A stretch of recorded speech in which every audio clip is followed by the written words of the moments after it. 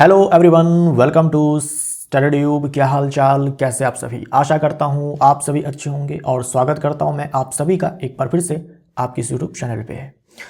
दोस्तों, आज के इस वीडियो में हम लोग जिन साइंस के प्रश्नों को कवर करने जा रहे हैं, ये सारे के सारे प्रश्न आपके इस चल रहे एग्जाम में ऑलरेडी पूछे जा चुके हैं।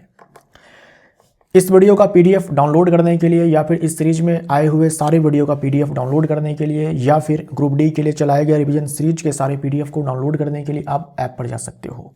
ऐप पर जाने के बाद इस वाले सेक्शन में जाना, आपको सारे पीडीएफ मिल जाएंगे। एक एथलीट 6 मीटर त्रिज्या वाले वृत्ताकार ट्रैक पर 12 सेकंड में एक पूरा चक्कर लगाकर उसी प्रारंभिक बिंदु पर लौट आता है, उसका औसत वेग क्या होगा।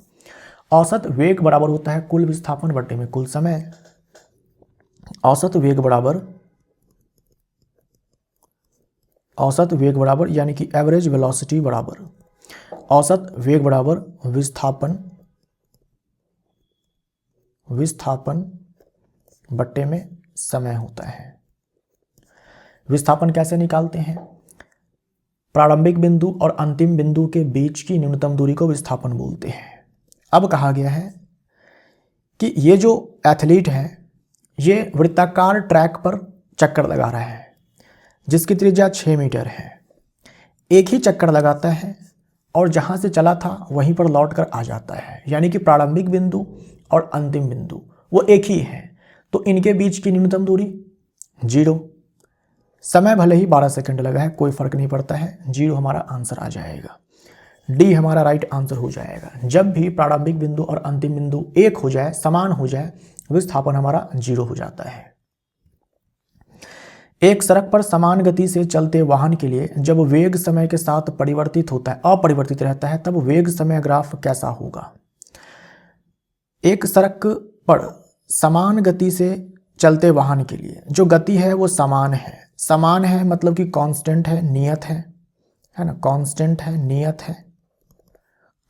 है, नियत है। जब वेग समय के साथ अपरिवर्तित रहता है, नियत का मतलब तो यही होता है ना। जैसे कोई अगर गाड़ी है, कोई अगर कार है, मान लीजिए 5 मीटर पर सेकंड की स्पीड से अगर वो चल रही है तो इसी स्पीड से चलती रहेगी। जो वेग है वो समय के साथ नहीं बदलने वाला है। तब वेग समय ग्राफ कैसा होगा? तो वेग समय ग्राफ कैसा होना चाहिए? यहाँ पर वेग है और यहाँ पर समय है, कैसा होना चाहिए? देखो, समय बढ़ता जाएगा लेकिन जो वेग है वो नहीं बढ़ेगा। वेग को हम लोग दिखाएंगे इस y एक्सिस पे, तो कोई एक वेग मान लो, यही वेग रह जाएगा, समय भले ही बढ़ता जाएगा, ये ग्राफ आ जाएगा।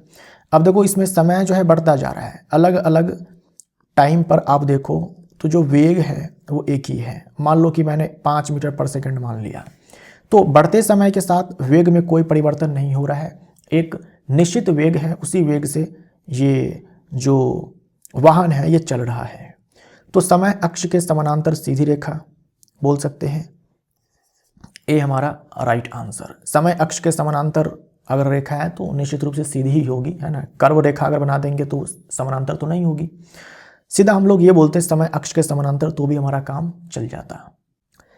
एक न्यूरॉन में तंत्रिका आवेग सबसे पहले किस भाग से शुरू होता है? तो ये डायरेक्शन आपको याद रखना है। तंत्रिका के माध्यम से इलेक्ट्रोकेमिकल फॉर्म में, है ना, या फिर इलेक्ट्रिक इंपल्स के रूप में जो इन्फॉर्मेशन है वो ट्रांसमिट होती है। तो ये इन्फॉर्मेशन जो है कैसे ट्रांसमिट होती है? तो डेंड्राइट में ये इन्फॉर्मेशन या फिर बोलो इलेक्ट्रिक इंपल्स जो है जनरेट होता है। डेंड्राइट में इलेक्ट्रिक इंपल्स जनरेट होता है, उसके बाद ये सोमा से, यानी सोमा बोल दो, सेल बॉडी बोल दो, साइटोन बोल दो, 3 नाम है इनके। इस सोमा से होते हुए, इस एक्सॉन से होते हुए एक्सॉन टर्मिनल तक पहुंचता है, जिसे हम लोग नर्व एंडिंग भी बोलते हैं, और फिर दूसरे न्यूरॉन के डेंड्राइट में ये इन्फॉर्मेशन जो है पहुंचती है। ठीक, तो स्टार्ट कहाँ से हुआ? डेंड्राइट से स्टार्ट हुआ। उसके बाद इस सोमा में, सोमा को हम लोग साइटोन बोलते हैं, इसी को हम लोग सेल बॉडी भी बोलते हैं, कोशिका काय भी बोलते हैं। उसके बाद एक्सॉन में, एक्सॉन के बाद नर्व एंडिंग में, और देन नेक्स्ट न्यूरॉन के डेंड्राइट में। तो आंसर हमारा बी हो जाएगा। बी हमारा राइट आंसर हो जाएगा। न्यूरॉन के थ्रू जो सिग्नल ट्रांसमिट होते हैं या फिर इंफॉर्मेशन ट्रांसमिट होते हैं, बहुत ही क्विक होते हैं, फास्ट होते हैं। विद्युत चुंबकीय क्षेत्र की दिशा ज्ञात करने के लिए किस नियम का प्रयोग किया जाता है? तो आपने पढ़ा होगा राइट हैंड थंब रूल, जो मैक्सवेल ने दिया था। मैक्सवेल का दायां हाथ अंगूठा नियम या फिर दक्षिण हस्त अंगुष्ठ नियम बोलते हैं, राइट हैंड थंब रूल बोलते हैं। इस रूल के हिसाब से क्या कहा गया है कि आपको जो चुंबकीय क्षेत्र की दिशा ज्ञात करनी है, उसके लिए करना यह है कि जिस चालक से धारा प्रवाहित हो रही है उस चालक को आप ऐसे पकड़ें कि अंगूठा धारे की दिशा में हो। मान लीजिए ये चालक है, ये तार है, इसमें धारा ऊपर की ओर बह रही है। अपने दाहिने हाथ से हम लोग क्या करेंगे, इस चालक को ऐसे पकड़ेंगे कि हमारा जो अंगूठा है वो धारा की दिशा में होना चाहिए, राइट। तो धारा ऊपर की ओर है तो अंगूठे की दिशा ऊपर की ओर। उसके बाद ये जो हमारी 4 उंगलियां हैं ना, ये जिस डायरेक्शन में मुड़ती है वही चुंबकीय क्षेत्र की दिशा है। अगर मान लीजिए धारा नीचे की ओर बहे तो हम लोग ऐसे पकड़ेंगे, ऐसे पकड़ेंगे, है ना। ये धारा की दिशा में अंगूठा, ये उंगलियां हमें बताएगी चुंबकीय क्षेत्र की दिशा। सी हमारा राइट आंसर हो जाएगा। इसी को हम लोग दक्षिण हस्त अंगुष्ठ नियम बोलते हैं, जिसे मैक्सवेल ने दिया था। अच्छा, फ्लेमिंग के बाएं हाथ का नियम, ये हम लोग बल की दिशा निकालने के लिए इस्तेमाल करते हैं। जब भी हम किसी धारावाही चालक को चुंबकीय क्षेत्र में डालते हैं तो उसके ऊपर एक बल लगता है। उस बल की दिशा ज्ञात करने के लिए हम लोग फ्लेमिंग के बाएं हाथ के नियम का उपयोग करते हैं। बल की दिशा ज्ञात करने के लिए हम लोग फ्लेमिंग के बाएं हाथ के नियम का उपयोग करते हैं। बहुत से बायां और बहुत से बल, ऐसे आप याद रख सकते हो।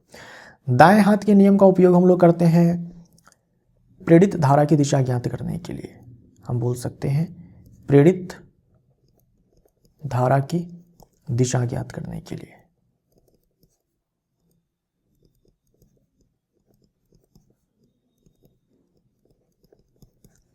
प्रेरित धारा की दिशा ज्ञात करने के लिए हम लोग दाएं हाथ के नियम का उपयोग करते हैं और बाएं हाथ के नियम का उपयोग करते हैं। ये दोनों नियम फ्लेमिंग ने दिए थे, जबकि दक्षिण हस्त अंगुष्ठ नियम जो है मैक्सवेल ने दिया था। सी हमारा राइट आंसर हो जाएगा।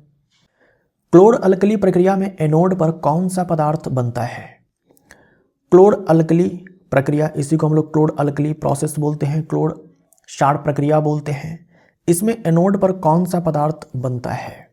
एनोड पर कौन सा पदार्थ बनता है? देखो, क्लोर अल्कली प्रोसेस में क्या होता है, नमक पानी का घोल है, इसे हम लोग ब्राइन भी बोलते हैं, इसे हम लोग ब्राइन भी बोलते हैं, ठीक है, इसे हम लोग ब्राइन भी बोलते हैं। यहां लिख देता हूं ब्राइन। ये ब्राइन है, यानी कि लवणीय जल, नमक पानी का घोल है, सोडियम क्लोराइड और वाटर।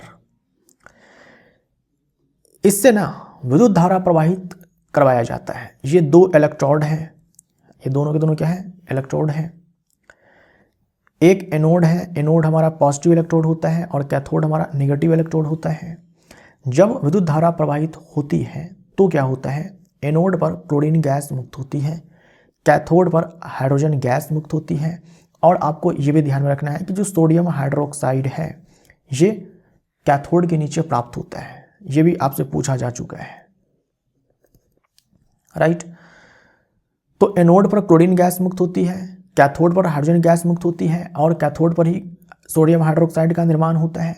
तो 3 चीज़ें यहाँ पर बन रही है, एक तो क्लोरीन है, दूसरा हाइड्रोजन है और तीसरा ये सोडियम हाइड्रोक्साइड, जो कि एक प्रबल क्षार है। क्योंकि यहाँ पर क्लोरीन गैस मुक्त होती है या फिर क्लोरीन यहाँ पर बनता है तो नाम में क्लोर आया, नाम में क्या आया, क्लोर आया, यहाँ से क्लोर उठा लिया, क्लोरीन से क्लोर, और ये अपने आप में प्रबल क्षार है तो नाम में जो है क्षार लगा दिया। तो ये हो गया क्लोर क्षार प्रक्रिया, ठीक, क्लोर क्षार प्रक्रिया। अब देखो, इस क्लोरीन का इस्तेमाल जो है बहुत सारी चीज़ों में होता है, इस हाइड्रोजन का इस्तेमाल बहुत सारी चीज़ों में होता है और सोडियम हाइड्रोक्साइड का इस्तेमाल बहुत सारी चीज़ों में होता है। ये सारे उपयोग हैं इन सब के जो आपको ध्यान में रखने हैं। जैसे क्लोरीन का उपयोग जल की स्वच्छता में, स्विमिंग पूल, पीवीसी, रोगनाशक, सीएफसी कीटनाशक के रूप में किया जाता है।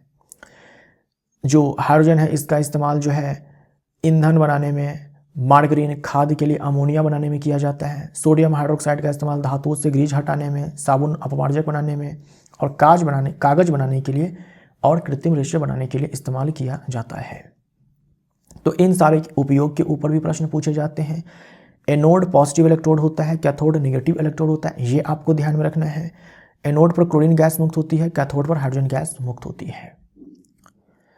तो हमसे एनोड पर कौन सा पदार्थ प्राप्त होता है, तो आंसर हमारा क्लोरीन गैस हो जाएगा। सी हमारा राइट आंसर। एक पत्थर को डोरी से बांधकर वृत्तीय गति में घुमाया जाए और अचानक छोड़ दिया जाए, वह किस दिशा में गति करेगा?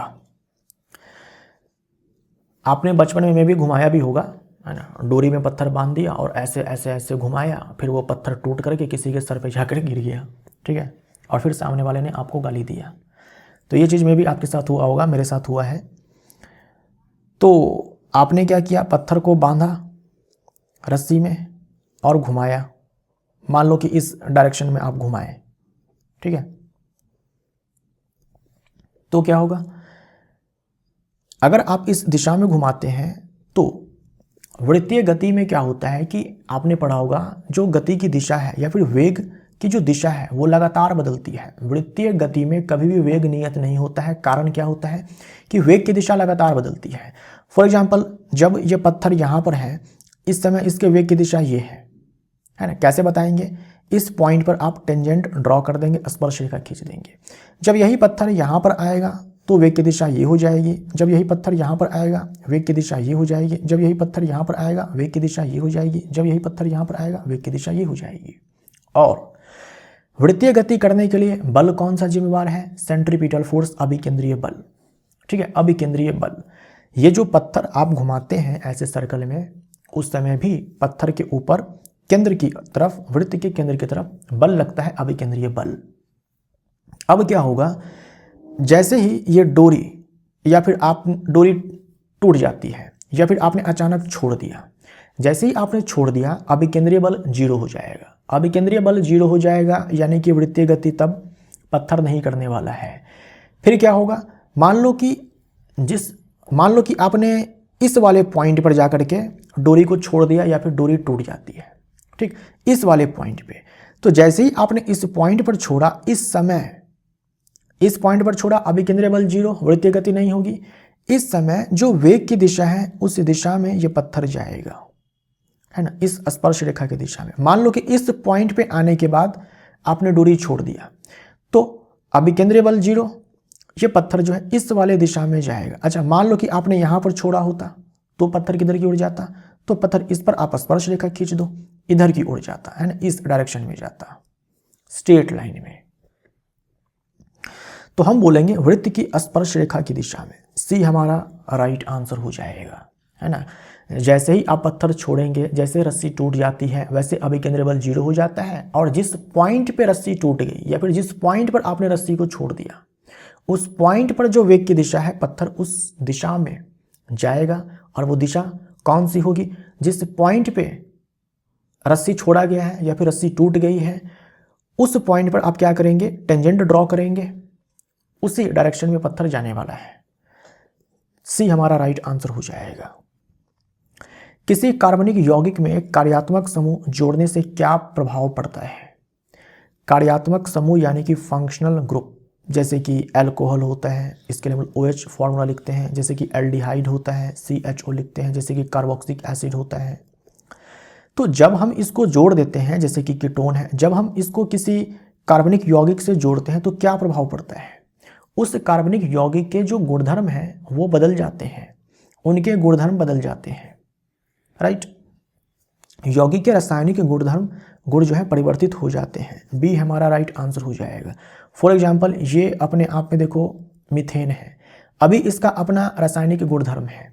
अगर हम इसमें OH लाकर जोड़ देते हैं, ये फंक्शनल ग्रुप जोड़ देते हैं, अब इसके गुणधर्म को कौन डिसाइड करेगा? अब इसके गुणधर्म को ये OH डिसाइड करेगा, इसीलिए हम इसे फंक्शनल ग्रुप बोलते हैं। इसके हिसाब से अब फंक्शन जो है वो होने वाला है। तो यही चीज़ आपसे पूछा गया है, यौगिक के रासायनिक गुण जो है परिवर्तित हो जाते हैं। यौगिक का आणविक द्रव्यमान ही बदलता है, नो डाउट। अगर ये OH आकर के जुड़ेगा तो इसका मॉलिक्यूलर मास चेंज होगा, लेकिन बोला है मॉलिक्यूलर मास ही चेंज होता है, यानी केवल यही चेंज होता है और कुछ नहीं होता, तो ऐसा नहीं है, ठीक है। मॉलिक्यूलर मास चेंज होता है, लेकिन केवल मॉलिक्यूलर मास ही चेंज होता है, ये हम नहीं बोलेंगे। ये बोलेंगे रासायनिक गुण परिवर्तित हो जाते हैं। बी हमारा राइट आंसर हो जाएगा। 12 वोल्ट के विभवांतर पर 1 ओम, 2 ओम, 3 ओम, 5 ओम और 10 ओम के प्रतिरोधों को श्रेणी क्रम में जोड़ा जाए तो 10 ओम प्रतिरोध में प्रवाहित धारा कितनी होगी? देखो, ये सारे के सारे जो लगे हुए हैं, सब के सब लगे हुए हैं श्रेणी क्रम में, तो श्रेणी क्रम में जब हम बहुत सारे प्रतिरोधकों को लगाते हैं तो सबसे जो धारा बहती है वो समान ही बहती है। तो 10 ओम वाले से जितनी धारा बहने वाली है वही धारा जो है इन सारे से भी बहने वाली है। और ये धारा कैसे निकालते हैं? ओम का नियम लगाते हैं, I बराबर V बट्टे में R।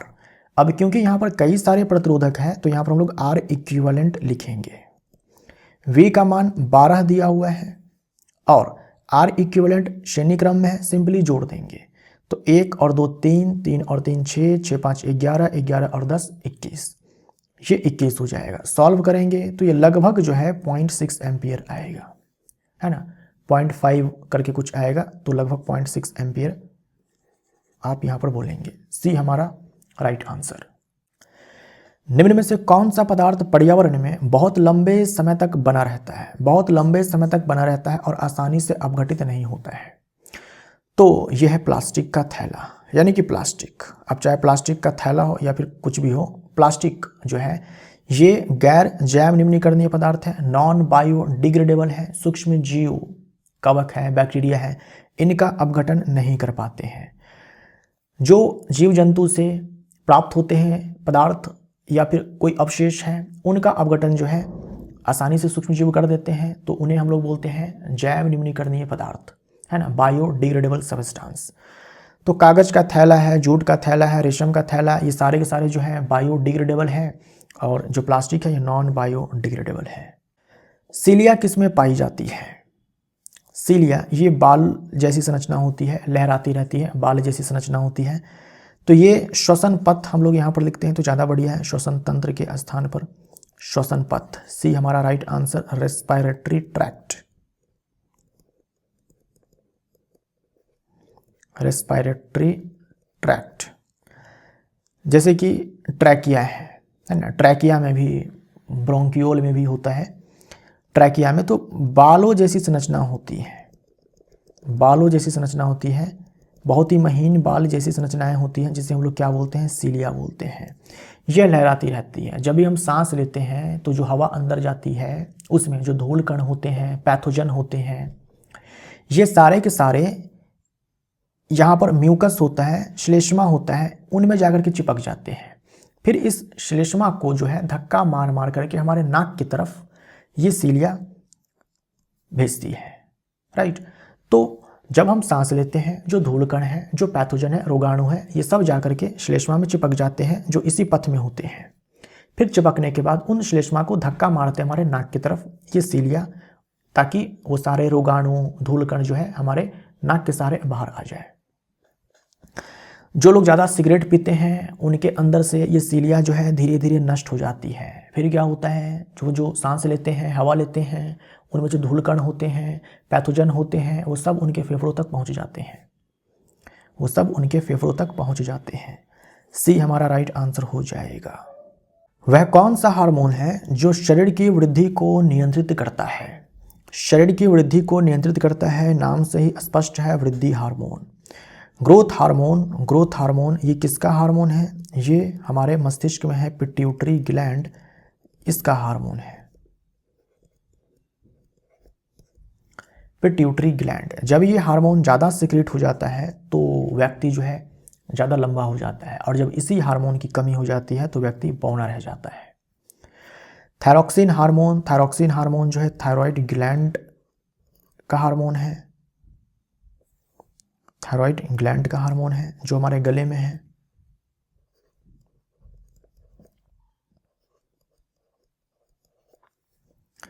मेलाटोनिन ये पीनियल ग्लैंड है हमारे मस्तिष्क में, पीनियल ग्लैंड है हमारे मस्तिष्क में, इसका ये हार्मोन है। और इंसुलिन जो है पैनक्रियाज का हार्मोन है,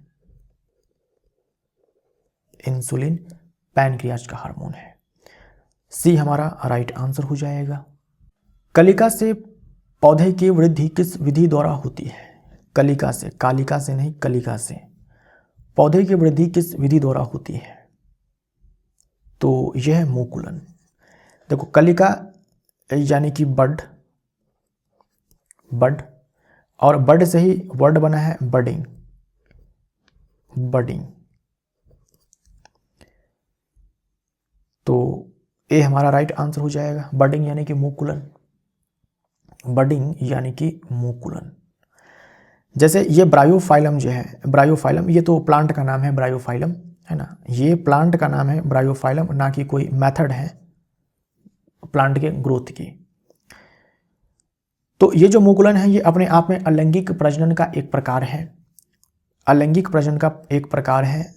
और ब्रायोफाइलम जो प्लांट है उसकी जो पत्तियां होती है इसके मार्जिन पे बड्स निकलते हैं, है ना, बड्स निकलते हैं, इनके मार्जिन पे बड्स निकलते हैं। ये किसकी पत्ती है? ब्रायोफाइलम की पत्ती है। ऐसे बड्स निकलते हैं। फिर ये बड जो है, ये जो बड है ये ग्रो करते हैं, थोड़े मैच्योर होते हैं और फिर ये टूट कर गिर जाते हैं, है ना, टूट कर ये गिर जाते हैं। जहाँ पर ये टूट के गिरेंगे वहीं पर जो है नया ब्रायोफाइलम का प्लांट उग जाएगा।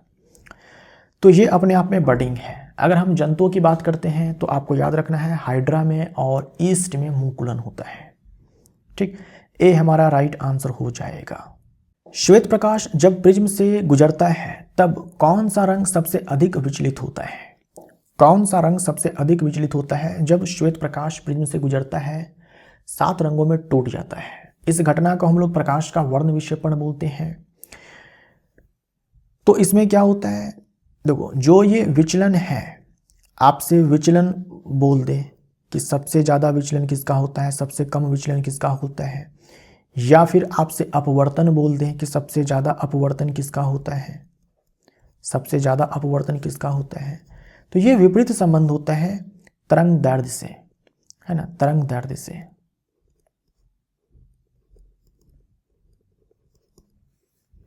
ये रिलेशन आपको ध्यान में रखना है।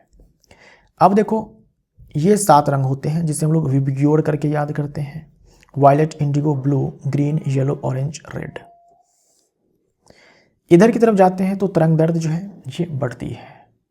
अब सबसे अधिक विचलित वो होगा, सबसे अधिक विचलित वो होगा जिसकी तरंग दैर्ध्य सबसे कम है, जिसकी तरंग दैर्ध्य सबसे कम है। तो इसकी तरंग दैर्ध्य जो है वो सबसे कम है, लैम्डा जो है इसके लिए मिनिमम है और रेड के लिए जो है लैम्डा मैक्सिमम है। तो क्या होगा, इसके लिए जो डेविएशन है, डेविएशन को हम लोग डेल्टा से दिखाते हैं, ये डेविएशन इसके लिए मैक्सिमम हो जाएगा और इसके लिए डेविएशन जो है मिनिमम हो जाएगा। सबसे अधिक विचलित होता है तो बोलेंगे बैंगनी। डी हमारा राइट आंसर। और लाल जो है इसमें डेविएशन जो है मिनिमम होगा।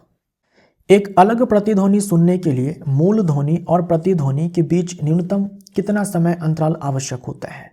देखो प्रतिध्वनि हमें तब सुनाई पड़ती है जैसे आप बोलते हैं, दूर से आवाज़ टकरा करके एक बार वापस से आप उसको सुनते हैं, जो आपने बोला वही आवाज़ टकरा करके वापस से आपको सुनाई पड़ी, उसे हम लोग प्रतिध्वनि बोलते हैं। और ये प्रतिध्वनि आपको तब सुनाई पड़ती है जब हमारा दिमाग मूल ध्वनि और जो ध्वनि टकरा करके आई है उसमें अंतर कर सके।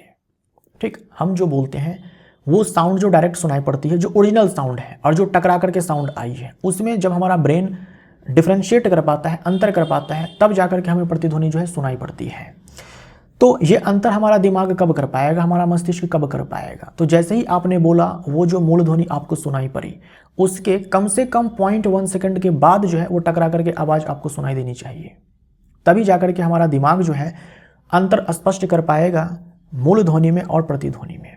ठीक है, 0.1 सेकंड का समय जो है कम से कम लगना चाहिए। अगर इससे ज़्यादा लगता है तो भी प्रतिध्वनि आपको सुनाई पड़ेगी, लेकिन अगर 0.1 सेकंड के भीतर ही टकरा करके साउंड आपके कानों में आ जाती है तो ऐसे में प्रतिध्वनि जो है सुनाई नहीं पड़ने वाली है। जो हमारा दिमाग है वो अंतर कर ही नहीं पाएगा कि ये मूल साउंड है ना, ओरिजिनल साउंड है या फिर रिफ्लेक्टेड साउंड है। बी हमारा राइट आंसर हो जाएगा 0.1 सेकेंड। अंतः प्रद्रव्य जालिका पर छोटे छोटे बिंदुओं के रूप में कौन सी संरचना पाई जाती है? अंतः प्रद्रव्य जालिका यानी कि एंडोप्लाज्मिक रेटिकुलम। एंडोप्लाज्मिक रेटिकुलम जो है 2 प्रकार के होते हैं, स्मूथ एंडोप्लाज्मिक रेटिकुलम जिसे हम शॉर्ट में SER लिखते हैं, और रफ एंडोप्लाज्मिक रेटिकुलम जिसे हम लोग RER शॉर्ट में लिखते हैं। अब इसको रफ क्यों बोलते हैं? क्योंकि दिखने में ये रफ है। दिखने में ये रफ क्यों है? क्योंकि इनके ऊपर राइबोसोम से चिपके होते हैं। क्योंकि इनके ऊपर राइबोसोम से चिपके होते हैं और ये स्मूथ एंडोप्लाज्मिक रेटिकुलम है, चिकनी अंतर्द्रव्यी जालिका है। ये चिकनी क्यों है? क्योंकि इन पर राइबोसोम से नहीं चिपके हैं, क्योंकि इन पर राइबोसोम से चिपके हैं और राइबोसोम का काम होता है प्रोटीन बनाना। तो इसीलिए आप ये याद रखेंगे कि जो रफ एंडोप्लाज्मिक रेटिकुलम है ये प्रोटीन बनाने का काम करती है। अब क्योंकि स्मूथ वाले के पास राइबोसोम नहीं है तो ये जो है लिपिड बनाने का काम करती है, ये लिपिड बनाने का काम करती है। तो राइबोसोम हमारा राइट आंसर हो जाएगा। अंतःप्रद्रव्यी जालिका पर छोटे छोटे बिंदुओं के रूप में कौन सी संरचना पाई जाती है? तो हमारा आंसर राइबोसोम हो जाएगा।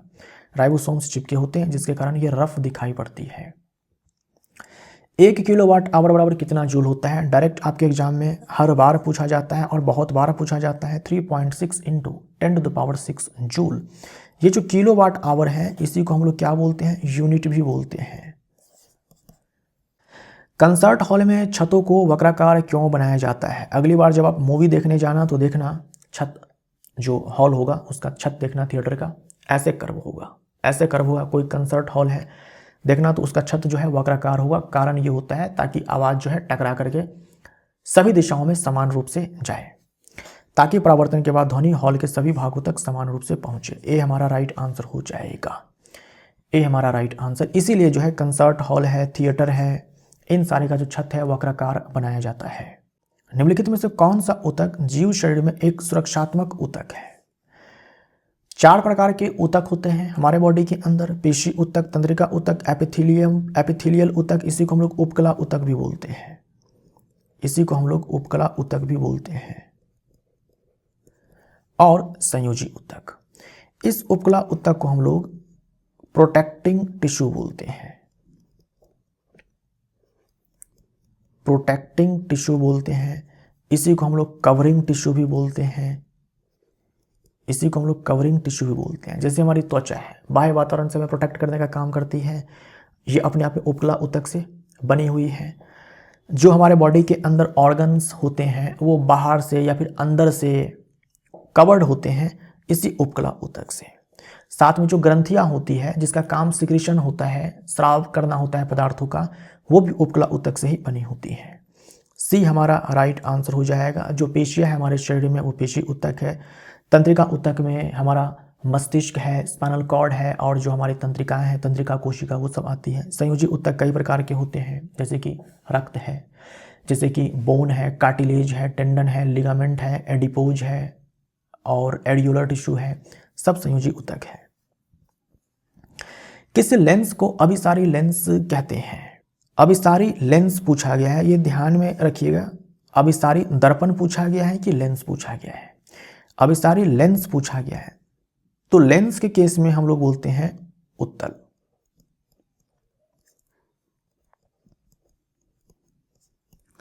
उत्तल लेंस।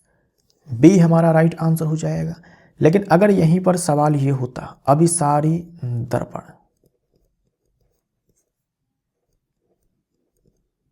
अभिसारी दर्पण, वैसे में हमारा आंसर अवतल हो जाता,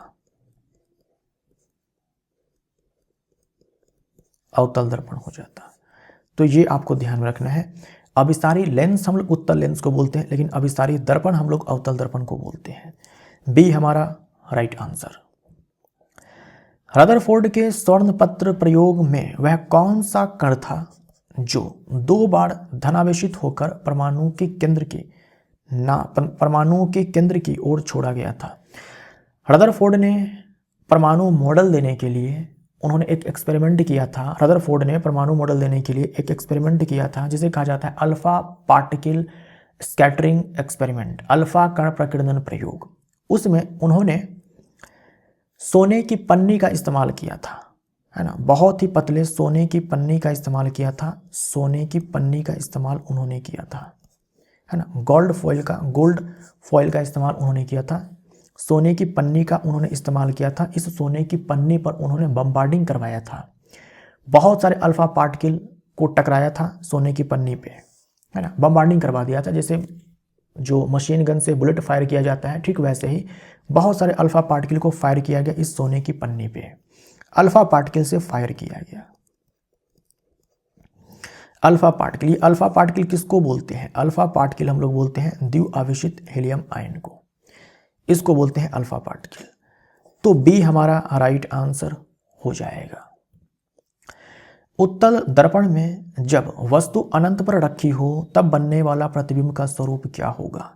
अब देखो उत्तल दर्पण यहां पर दे रखा है। उत्तल दर्पण में हमेशा ही आभासी प्रतिबिंब बनता है और आभासी प्रतिबिंब सीधा होता है और प्रतिबिंब हमेशा छोटा बनता है ना, प्रतिबिंब जो है छोटा बनता है।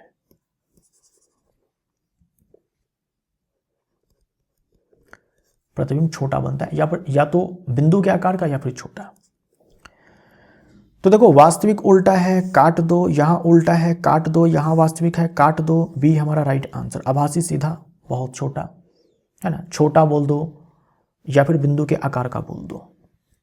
बी हमारा राइट आंसर हो जाएगा। सीधा में छोटा प्रतिबिंब अवतल दर्पण में नहीं बनता है, ये केवल उत्तल दर्पण में ही बनता है। सीधा में बड़ा प्रतिबिंब अवतल दर्पण में जरूर बनता है, लेकिन सीधा में छोटा प्रतिबिंब आपको केवल उत्तल दर्पण में ही मिलेगा। अम्ल और धातु कार्बोनेट के बीच अभिक्रिया से निम्नलिखित में से क्या उत्पाद बनते हैं? जब अम्ल और धातु के कार्बोनेट या फिर बाइकार्बोनेट के बीच अभिक्रिया होती है, ध्यान से सुनिएगा, जब अम्ल और धातु के कार्बोनेट या फिर हाइड्रोजन कार्बोनेट, जिसे हम लोग बाइकार्बोनेट भी बोलते हैं, अभिक्रिया होती है तो लवण और जल बनता है, साथ में कार्बन डाइऑक्साइड गैस उत्पन्न होती है। अच्छा, ये कब बनता है लवण और हाइड्रोजन गैस? ये बनता है जब अम्ल की अभिक्रिया हम किसी धातु से करवाते हैं। वैसे केस में लवण बनेगा, धातु लवण बनेगा और हाइड्रोजन गैस मुक्त होगी। लेकिन कार्बन डाइऑक्साइड और ये लवण जल ये कब बनते हैं? जब अम्ल के साथ अभिक्रिया जो है धातु की नहीं, धातु का कोई कार्बोनेट हो या फिर बाइकार्बोनेट हो, उसकी अभिक्रिया करवाते हैं, तब जाकर के ये तीनों प्रोडक्ट बनते हैं। ठीक। और लवण और जल ये कब बनते हैं भाई? केवल यही दोनों, ये तब बनेंगे जब अम्ल और क्षार आपस में अभिक्रिया करेंगे, जिसे हम लोग उदासीनीकरण अभिक्रिया बोलते हैं। एक समान गति में वेग समय ग्राफ का स्वरूप कैसा होता है? थोड़ी देर पहले मैंने आपको बताया था, एक समान गति है तो वेग और समय का ग्राफ समय अक्ष के समानांतर है ना, समय अक्ष के समानांतर। एक समान गति है मतलब समय बढ़ता जाए लेकिन वेग में कोई परिवर्तन ना हो, वेग जो है एक ही पॉइंट पे फिक्स है, तो बोलेंगे सीधी रेखा, समय अक्ष के समानांतर सीधी रेखा। सी हमारा राइट आंसर हो जाएगा। वही सवाल है क्या, रिपीट हो गया या फिर दूसरा सवाल है? वहां भी था ना, समय अक्ष के समानांतर सीधी रेखा। समय अक्ष के समानांतर आपने बोल दिया, यही अपने आप में काफी है। क्योंकि सोचो ना, अगर आप कर्व लाइन बनाते हो है ना, कर्व लाइन चाहे ऐसे बना दो, चाहे ऐसे बना दो, चाहे ऐसे बना दो, वो समय अक्ष के समानांतर तो नहीं होगी। इसीलिए समय अक्ष के समानांतर केवल बोल देंगे, इतना सभी काम हमारा चल जाएगा। प्रकाश के वर्ण विक्षेपण की खोज किसने की थी? तो जब हम श्वेत प्रकाश को प्रिज्म से गुजारते हैं, ये श्वेत प्रकाश 7 रंगों में टूट जाता है, जिससे प्रकाश का वर्ण विक्षेपण कहा जाता है। इसकी खोज सबसे पहले न्यूटन ने की थी, और इसी से न्यूटन को पता चला था कि अच्छा, श्वेत प्रकाश में 7 रंग होते हैं। उन्होंने कोशिश की कि 7 से ज़्यादा भी रंग हमें मिल जाए, बट ऐसा हुआ नहीं। तो इनको पता चला कि जो श्वेत प्रकाश है उसमें 7 रंग होते हैं, और प्रिज्म के इस्तेमाल से श्वेत प्रकाश को 7 रंगों में तोड़ने का काम सबसे पहले न्यूटन ने ही किया था, और इसी घटना को हम लोग वर्ण विक्षेपण बोलते हैं। रक्त का वह कौन सा घटक है जो भोजन, कार्बन डाइऑक्साइड तथा नाइट्रोजन युक्त अपशिष्ट का परिवहन करता है? भोजन है, कार्बन डाइऑक्साइड है, नाइट्रोजन युक्त अपशिष्ट है जैसे कि यूरिया, यूरिक एसिड, ये सारे जो है इन सारे का ट्रांसपोर्टेशन करता है। तो ये सारे हमारे ब्लड के प्लाज्मा में घुल करके ट्रांसपोर्ट होते हैं। तो डी हमारा राइट आंसर हो जाएगा। हमारे ब्लड में जो प्लाज्मा है ये 55% है। 55% जो है प्लाज्मा है, इसी प्लाज्मा में ये सारे पदार्थ घुल करके ट्रांसपोर्ट होते हैं। और ऑक्सीजन का ट्रांसपोर्टेशन मेनली होता है आरबीसी के थ्रू। हमारा जो खून है वो लाल है क्योंकि इस आरबीसी में हीमोग्लोबिन है। इस हीमोग्लोबिन के कारण जो हमारा खून है वो लाल है, और इसी हीमोग्लोबिन के साथ बाइंड करके ऑक्सीजन जो है ट्रांसपोर्ट होता है पूरे बॉडी में। प्लाज्मा में घुल करके ऑक्सीजन जो है ट्रांसपोर्ट होता है, लेकिन बहुत कम। मेनली ऑक्सीजन का जो ट्रांसपोर्टेशन है वो हीमोग्लोबिन के साथ बाइंड करके होता है। हम बोल सकते हैं कि आरबीसी का काम है ऑक्सीजन को ट्रांसपोर्ट करना। अगर आरबीसी की कमी हो जाती है तो हमारी कोशिकाओं तक जो है पर्याप्त मात्रा में ऑक्सीजन नहीं पहुंच पाएगी। श्वेत रक्त कणिका है, इसका मेन काम होता है हमारे बॉडी को संक्रमण से बचाने का। डिफेंस में इनका मेन योगदान है, ठीक। और प्लेटलेट्स के कारण जो रक्त का थक्का है ये बनता है ब्लड क्लॉटिंग में, इसका योगदान होता है ब्लड क्लॉटिंग में। डी हमारा राइट आंसर हो जाएगा। यदि किया गया कार्य 600 जूल है और समय 3 मिनट है तो शक्ति कितनी होगी? देखो, आपको कार्य दिया गया है, आपको समय दिया गया है और आपसे पावर पूछा गया है। तो पावर बराबर होता है एनर्जी अपॉन टाइम या फिर वर्क अपॉन टाइम। तो हमें वर्क पता है और टाइम पता है। वर्क है 600 जूल और समय है 3 मिनट। अब देखो, आंसर हमें एसआई मात्रक में चाहिए, वाट में चाहिए, सारे मान हम लोग एसआई मात्रक में डालेंगे। तो मिनट दिया हुआ है तो इसको सेकंड में कन्वर्ट कर लेंगे। अब 60 से ये खत्म हो जाएगा 10 बार में, तो 10/3 ये आ जाएगा 3.33 वाट। बी हमारा राइट आंसर हो जाएगा। कैल्शियम ऑक्साइड और जल के आपसी संयोग से कैल्शियम हाइड्रोक्साइड बनता है। यह किस प्रकार की अभिक्रिया का उदाहरण है ना? मार्केट से आप चूना खरीद कर लाते हो, पानी में मिलाते हो, फिर दीवारों पर पुताई करते हो, कैल्शियम हाइड्रोक्साइड का वो सोल्यूशन होता है। किस प्रकार बनता है? तो संयोजन अभिक्रिया यहाँ पर होती है। साथ में यहाँ पर जो है ऊष्मा का उत्सर्जन भी होता है, ये भी आप ध्यान में रखिएगा। ऊष्मा का उत्सर्जन भी होता है। तो ये जो अभिक्रिया है संयोजन अभिक्रिया तो है, क्योंकि यहाँ पर 2 अभिकारक मिलकर के एक उत्पाद का निर्माण करते हैं, तो संयोजन अभिक्रिया तो है। लेकिन ऊष्मा का भी उत्सर्जन होता है इस वाले रिएक्शन में, तो अपने आप में ये वाली जो अभिक्रिया है ये ऊष्माक्षेपी अभिक्रिया भी है, एक्सोथर्मिक रिएक्शन भी है। सी हमारा राइट आंसर हो जाएगा। द्रव्यमान संख्या से संबंधित गलत कथन चुनिए। मास नंबर किसको बोलते हैं? मास नंबर हम लोग किसको बोलते हैं? मास नंबर हम लोग बोलते हैं परमाणु संख्या प्लस न्यूट्रॉन की संख्या। या फिर आप ये भी लिख सकते हो मास नंबर बराबर प्रोटॉन की संख्या प्लस न्यूट्रॉन की संख्या, क्योंकि जो परमाणु संख्या होती है वही प्रोटॉन की संख्या होती है। तो हम बोलेंगे द्रव्यमान संख्या बराबर प्रोटॉन प्लस न्यूट्रॉन। ये तो सही है, गलत हमें चुनना है। एक ही तत्व के समस्थानिकों की द्रव्यमान संख्या भिन्न होती है, तो सही है। कार्बन 12 आप सुनते हैं, है ना? कार्बन 12 सुनते हैं, कार्बन 14 आप सुनते हैं। तो ये 12 और 14 क्या है? ये द्रव्यमान संख्या है, द्रव्यमान संख्या है। Carbon 12, carbon 14। अब क्योंकि ये दोनों के दोनों कार्बन के ही परमाणु हैं, इन दोनों की परमाणु संख्या समान ही है, बस द्रव्यमान संख्या अलग अलग है। वो क्यों? क्योंकि न्यूट्रॉन की संख्या अलग अलग है। अगर हम न्यूट्रॉन की संख्या चेक करें तो 12 में से 6 गया तो 6 और 14 में से 6 गया तो 8। तो यहां पर देखो, एक ही तत्व के जो अलग अलग परमाणु होंगे सब में परमाणु संख्या एक जैसी होती है, समान होती है। एक ही तत्व का अगर आप सैंपल उठाते हैं, कोई तत्व आप लेते हैं सैंपल के रूप में, उसमें बहुत लाखों की संख्या में एटम्स होंगे, है ना? लाखों की संख्या में एटम्स होंगे। सबके लिए एक चीज कॉमन है, परमाणु संख्या सब के लिए समान है, क्योंकि एक ही तत्व के परमाणु है और तत्व की परमाणु संख्या जो है वो सब में समान होने वाली है ना? जितने भी परमाणु होते हैं सबकी परमाणु संख्या एक समान। लेकिन द्रव्यमान संख्या अलग अलग हो जाती है क्योंकि न्यूट्रॉन की संख्या अलग अलग होती है। तो एक ही तत्व के समस्थानिक, अच्छा इन दोनों को हम लोग समस्थानिक बोलेंगे। समस्थानिक बोलेंगे जो परमाणु संख्या है एक समान लेकिन द्रव्यमान संख्या अलग अलग, द्रव्यमान संख्या भिन्न होती है, सही है। प्रोटियम और ड्यूटेरियम का परमाणु द्रव्यमान समान होता है, ये गलत हो जाएगा। द्रव्यमान संख्या सदैव पूर्णांक होती है, सही हो जाएगा। देखो प्रोटियम ड्यूटेरियम ये क्या है? जैसे हाइड्रोजन जो तत्व है, हाइड्रोजन तत्व के 3 समस्थानिक होते हैं। हाइड्रोजन तत्व के 3 समस्थानिक होते हैं, 1H1, 1H2, 1H3। ये सारे के सारे हाइड्रोजन के ही परमाणु हैं, सबकी परमाणु संख्या 1 1 1, राइट। लेकिन द्रव्यमान संख्या अलग अलग है, 1 2 3। ऐसा क्यों? क्योंकि न्यूट्रॉन की संख्या अलग अलग है। इसमें न्यूट्रॉन है ही नहीं, इसमें 1 और इसमें 2।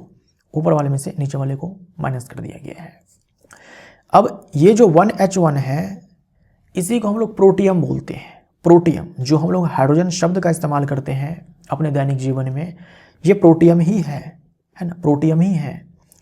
और ये 1H1 1H2 ये ड्यूटेरियम है, ये ड्यूटेरियम है। और ये 1H3 ये ट्रिटियम है, और ये प्रोटियम है। तो जो हम लोग हाइड्रोजन बोलते हैं अपने पढ़ाई लिखाई में भी और दैनिक जीवन में भी, वो प्रोटियम होता है, जिसमें कोई न्यूट्रॉन नहीं है, कोई न्यूट्रॉन नहीं, केवल एक इलेक्ट्रॉन और एक प्रोटॉन होता है, न्यूट्रॉन नहीं होता है। इसके अलावा 2 और समस्थानिक है, ड्यूटेरियम और ट्रिटियम।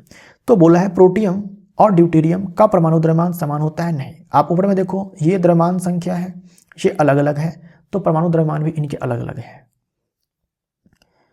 तो गलत चुनना था, तो सी हमारा राइट आंसर हो जाएगा। और द्रव्यमान संख्या सदैव पूर्णांक होती है, ठीक। आपको फ्रैक्शन में जो है द्रव्यमान संख्या नहीं मिलने वाली है। अम्ल एवं क्षार की अभिक्रिया से क्या बनता है? लवण और जल बनता है। अम्ल और क्षार की अभिक्रिया से लवण और जल बनता है ना। अम्ल और क्षार की अभिक्रिया से लवण और जल बनता है। वेग समय ग्राफ के नीचे का क्षेत्रफल क्या दर्शाता है? वेग समय ग्राफ के नीचे का क्षेत्रफल क्या दर्शाता है? ये याद रखिएगा। वेग समय ग्राफ बोल रखा है, मतलब वेग हम लेंगे y एक्सिस पे और समय लेंगे x एक्सिस पे। मान लो किसी टाइम इंटरवल के लिए, है ना, किसी समय के लिए, किसी भी टाइम इंटरवल के लिए मान लो कि आपको जो ग्राफ है वो कुछ ऐसा मिला है, गति का जो ग्राफ है वो कुछ ऐसा मिला है। ये मान लो कि ग्राफ आपको मिला है, ठीक। अब बोल रखा है कि वेग समय ग्राफ के नीचे का क्षेत्रफल क्या दर्शाता है, यानी इतने टाइम इंटरवल में जो आपको ये एरिया बना है, ये एरिया आपको क्या देगा? ये एरिया आपको डिस्प्लेसमेंट देता है, डिस्प्लेसमेंट देता है, विस्थापन। तो रट लीजिए आप, वेग समय ग्राफ का जो क्षेत्रफल होगा वो आपको डिस्प्लेसमेंट देगा। अगर मान लीजिए वेग के स्थान पर चाल आ जाए, तो हम लोग जो है उसके एरिया से क्या निकालेंगे? दूरी निकालेंगे। दूरी के लिए हम लोग क्या बोलते हैं? चाल समय, ठीक। और विस्थापन के लिए क्या बोलते हैं? वेग समय। तो अगर आपसे पूछा जाता है चाल समय ग्राफ का जो क्षेत्रफल होगा वो क्या देगा, तो आप दूरी बोलेंगे। और वेग समय ग्राफ का जो क्षेत्रफल होगा वो क्या देगा, तो आप विस्थापन बोलेंगे, ठीक। मान लीजिए कि ग्राफ कुछ ऐसा मिलता है ना, ग्राफ जो है कुछ ऐसा मिलता, ठीक। इतने टाइम इंटरवल के लिए, मान लो यहाँ पर टाइम मैंने t1 मान लिया, ये ग्राफ मिलता, तो आप ये एरिया निकालते हैं। ये एरिया जो है आप निकालते हैं, ये एरिया आप निकालते हैं। वैसे आपको जब सवाल दिया जाएगा एरिया निकालने को लेकर के, तो ऐसा एरिया बनेगा, कोई ट्रायंगल बन जाएगा, कोई रेक्टेंगल बन जाएगा, कोई स्क्वायर बन जाएगा, ठीक है ना। इस टाइप का एरिया आएगा कि आप आसानी से निकाल लेंगे। आपसे तो यहाँ पर केवल पूछा है कि क्षेत्रफल क्या देता है, क्षेत्रफल कैसा भी हो जाए। तो ये जो क्षेत्रफल है ये आपको जो है क्या दे देगा भाई? डिस्प्लेसमेंट दे देगा, ठीक।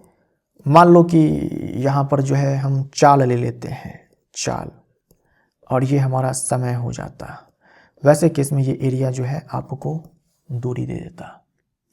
तो ये आपको ध्यान में रखना है। वेग समय ग्राफ के साथ जो क्षेत्रफल बनता है, वेग समय ग्राफ का जो क्षेत्रफल बनता है, इस समय एक्सिस के साथ क्या देगा? विस्थापन। अगर चाल है तो दूरी। तो दोस्तों ये वीडियो यहीं पर समाप्त होता है। हमारा जो आखिरी सवाल था वो यही था, वेग समय ग्राफ के नीचे का क्षेत्रफल क्या दर्शाता है? विस्थापन।